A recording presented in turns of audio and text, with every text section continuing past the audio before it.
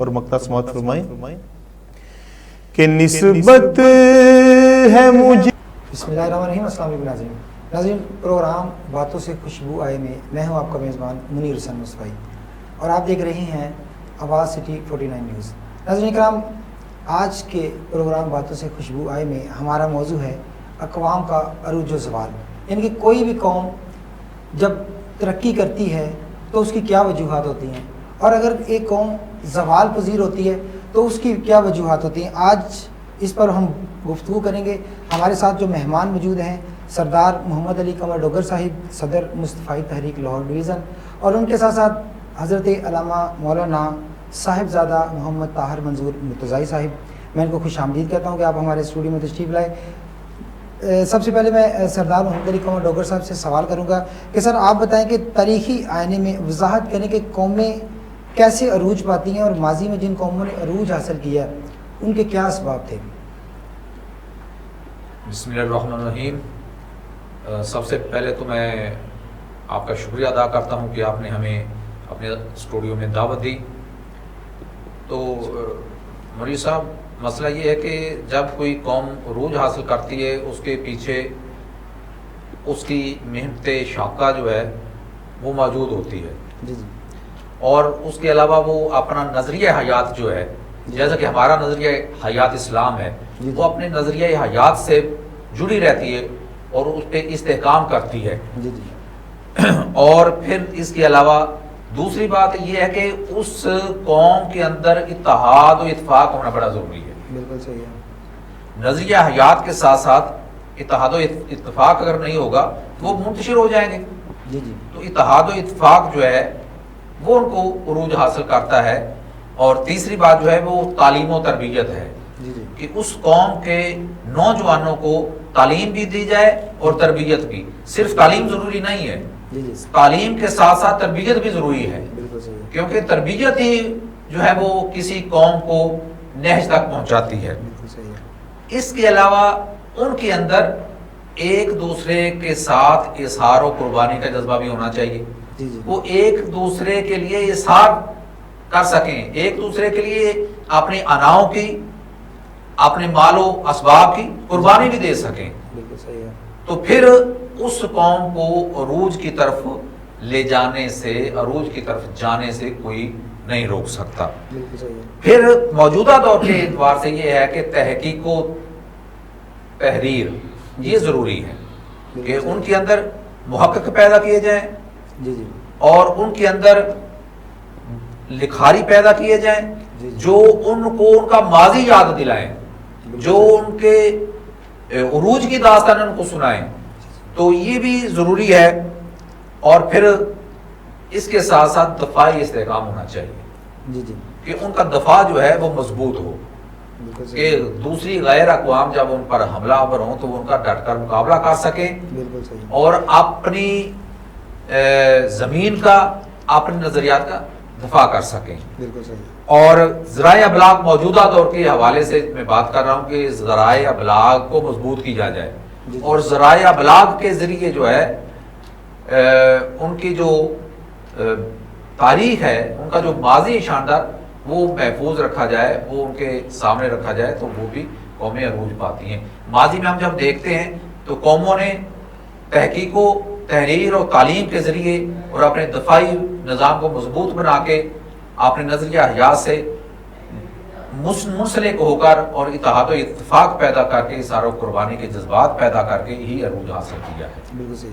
اچھا علامہ طاہر منظور مرتضائی سے میں آپ سے سوال کروں گا کہ کسی بھی قوم کے لیے اسباب زوال کیا ہیں؟ یعنی کہ قوم پہلے ترقی کر رہی ہوتی ہے لیکن زوال کی طرف چلی جاتی ہے، اس کے کیا مطلب اسباب ہو سکتے ہیں کہ وہ زوال کی طرف کیوں جاتی ہے؟ اس حوالے سے آپ رہنمائی فرمائیں ذرا. بسم اللہ الرحمن الرحیم. منیر حسین مصطفی صاحب، میں آپ کا شکریہ ادا کروں گا، شکر گزار ہوں کہ ہمیں دوبارہ پھر ایک اہم موضوع پر گفتگو کرنے کے لیے آپ نے جمع کیا. اور اس معاملے میں بڑی خوبصورت بات آپ نے کی کہ عروج اور ترقی تو ہم چاہتے ہیں اور اس کے لیے کوشاں بھی ہیں، بالکل صحیح ہے. لیکن اس کے ساتھ ساتھ جب تک ہم زوال کے اسباب سے، زوال کی نشانیوں اور علامتوں سے آگاہ نہیں ہوں گے، یا زوال پیدا کرنے والی اشیاء سے ہم بچیں گے نہیں، تب تک ہماری ترقی بھی ممکن نہیں ہوگی. لیکن زوال جب بھی کسی قوم پر آتا ہے، اگر ہم مجموعی طور پر تمام اقوام کی بات کریں یا بالخصوص امت مسلمہ کی اس میں بات کریں، اور میرا خیال ہے ہمارا زیادہ حق بنتا ہے کہ ہم امت مسلمہ کے زوال اور عروج پر زیادہ بات کریں. تو دیکھیں، من حیث القوم ہماری سب سے پہلی ذمہ داری بنتی ہے کہ ہم اپنے آپ کو فکری غلامی سے آزاد کریں. جب تک ہم فکری طور پر غلام رہیں گے، اور بہت سارے اسباب ہیں، لیکن ان میں مجھے یہ بڑا اہم اور بڑا ضروری لگتا ہے، اور آج کے زمانے میں بالخصوص ہمارے نوجوان احباب کے لیے یہ بڑا ضروری ہے ان تک یہ پیغام، یہ میسج جانا، کہ جب تک ہم فکری غلامی سے آزاد نہیں ہوتے، اس وقت تک ہم کبھی بھی عروج حاصل نہیں کر سکتے. فکری غلامی ہمیں زوال کی طرف لے کر جاتی ہے. اب فکری غلامی کیا ہے؟ فکری غلامی کا مطلب یہ ہے، مثال کے طور پہ، کہ 1947 میں پاکستان بنا، انگریز یہاں سے چلے گئے، ہم ایک آزاد مملکت لے کر یہاں بیٹھ گئے اور خوش ہو گئے کہ ہم آزاد ہو گئے ہیں اور ہم انگریزوں سے آزادی حاصل کر چکے ہیں، اور اس پہ ہم بڑی لمبی چوڑی داستانیں بھی سناتے ہیں کہ ہمارے بزرگوں نے یوں قربانیاں دیں اور اس طرح قربانیاں پیش کی اور سب معاملات ہوئے. لیکن ہم نے گردنیں تو چھڑا لیں انگریزوں سے، لیکن ہم ابھی تک صحیح معنوں میں آزاد نہیں ہیں، اور اس وقت تک صحیح معنوں میں آزاد نہیں ہوں گے جب تک اپنا ذہن اور اپنی فکر بھی انگریزوں سے نہ چھڑائیں گے. ہماری افکار، ہمارے نظریات، آپ ایک یونیورسٹی سے لے کر آپ ایک محلے میں چائے کے ڈھابے تک آپ غور کر لیں، آپ کو ہر جگہ پر مفکر مدبر وہاں پر ملیں گے، اور ان کے آپ تبصرے دیکھ لیں تو وہ کسی نہ کسی اعتبار سے، کسی نہ کسی حوالے سے وہ مغرب کے دل دادا آپ کو نظر آئیں گے. ہر آدمی اپنے زاویے یا اپنے دائرہ کار کے حساب سے. سب سے پہلے ہمیں فکری غلامی سے آزاد ہونا ہے. وہ فکر جو ہمارے ذہنوں پر چھا گئی، اور اس کی کئی شاخیں ہیں، اس کی کئی کہہ دیں کہ برانچیں بنتی ہیں.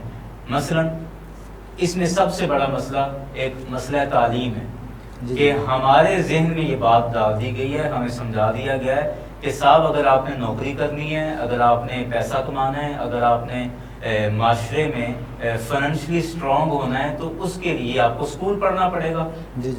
اسکول میں آپ کو وہ تعلیم دی جائے گی کہ جس سے آپ کو اچھی نوکری ملے گی اور آپ اچھی پوسٹ پر جائیں گے اور پیسہ کمائیں گے.